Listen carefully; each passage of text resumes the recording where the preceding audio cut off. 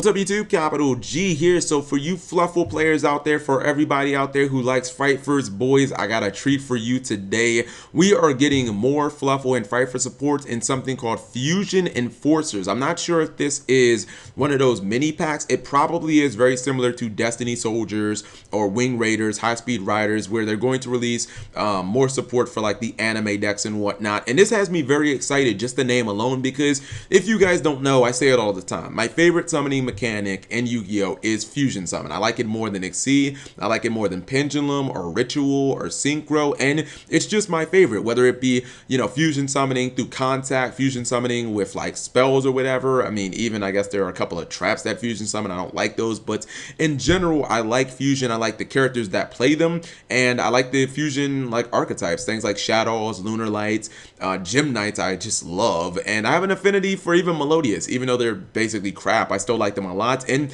my favorite character on the show is this guy right here, Sora, who is, I actually saw this picture, and the first time I was like, oh, that's a cute little girl. It's totally a guy, by the way, too. I think it's crazy because it just kind of dawned on me that he's kind of reminiscent of the Fluffals and how adorable they are and how looks can be deceiving, because he's actually a very dangerous character on the show, and he's actually quite capable, much like the Frightfurs are. But if you just look at him, you see him with, let me see if I can find a picture of him with like his lollipop. There we go.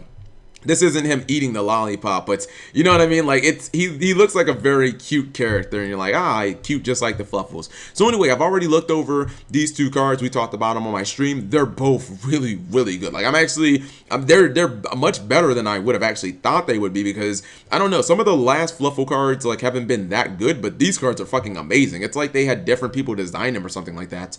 So anyways, we got Fight for Kraken, which actually it kind of looks a little cute. I mean, I kind of get the eyes. Well, yeah, I guess when you look at the eyes, it is a little scarier. But we got Fight for Kraken. It's a level 8 Water Fiend Fusion, of course, because it's a Fluff, or it's a Frightfur. 2200 attack, 3000 defense. That 3000 defense is actually pretty damn huge. I mean, when you think about Dante and how powerful Dante was just putting in defense mode, I mean, 3000 defense booty is pretty damn big. Doesn't Beatrice, the Eternal Lady, have like 28? I mean, this is pretty damn strong, man. 3000 defense is crazy. Now, when I saw that, I thought it was going to be a defensive card, but it actually isn't a defensive card. It's actually an offensive card. It requires an Edgent monster plus a Fluffal monster to summon. I think that is amazing. I was actually very shocked that that's all it requires, because, like, for starters, you're running, you can use Edgent Chain or Edgent Sabers to summon it. Like, that's really big. The fact that it's not locked into just one of those, and then you use any Fluffal. Like, I thought it was going to be like 3 materials or something. So this card can be made very easily. You can summon this just as you would Wolf or just as you would Saber Tiger. So it's very, very easy to summon. Same thing that you'd use to summon like Sheep.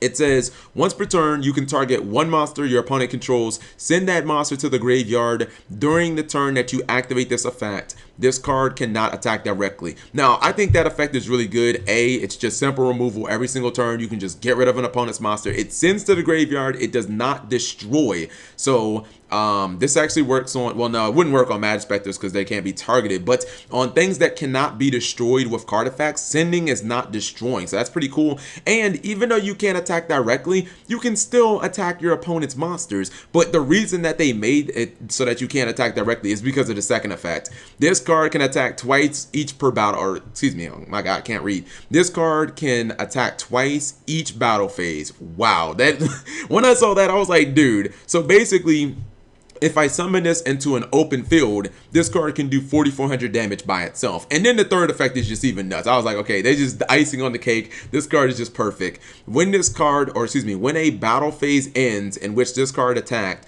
you can change this card to defense position. So basically, it has the built-in Dante failsafe, guys. So you know how Dante was very weak in attack mode, and you know you wanted him to go to defense mode so he can be protected. This card has the same exact effect. As soon as it attacks, it basically, during the end of that battle phase, it goes into defense mode where it can just sit behind that 3000 ass. Like, this card is amazing. It's removal, it can attack twice, and it goes into defense. Like, what more do you want? And it's easy as fuck to summon. For anybody out there who plays Fluffals, like, you know this card is easy. It's easier to summon than all the other fusions, but it's actually, like, it's really, really good. It's up there with them.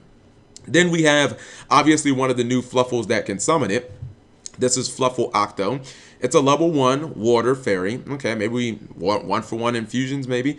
800 attack, 800 defense. You can only use the 1 and 2 effects once per turn.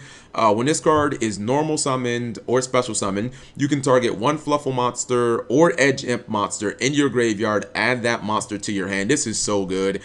Getting those damn Edge Imp Sabers out of your graveyard is so fucking difficult. I mean, I know that they have like effects that summon it, but don't nobody want to pitch cards, man. Like, I just want to, like, just being able to summon this and get a card out of like my graveyard is really good. Also, what's cool about it is if you summon it off of Toy Vendor, you get the effect. So that's really, really nice. Effect number 2, if this card is sent to the graveyard due to being used as fusion material for the fusion summon of a Fright for monster, or Fright for fusion monster. I don't know if that's really relevant. All Fright for monsters are fusion, I think.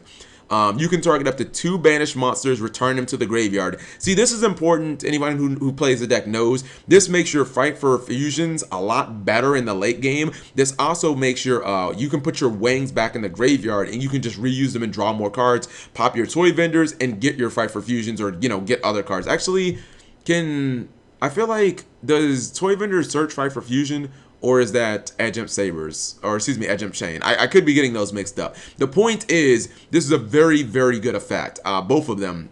The first effect is just a simple +1, so I don't think anybody can argue about that. And again, the second effect makes your Fight for Fusions a lot better in the late game. You know what I mean? If you use this with Polymerization, you put a couple of cards that you banish earlier in the duel, like your wings and, like, I don't know, maybe a Fluffal, like maybe a Fluffal dog or something like that early in the game. You can just put them back in your graveyard and use them again. So I think both of these Fluffal cards are extremely good, and I cannot wait to test these out. So let me know what you guys think. Thank you for watching. As always, if you enjoyed the video, give it a big thumbs up, and subscribe if you have not already.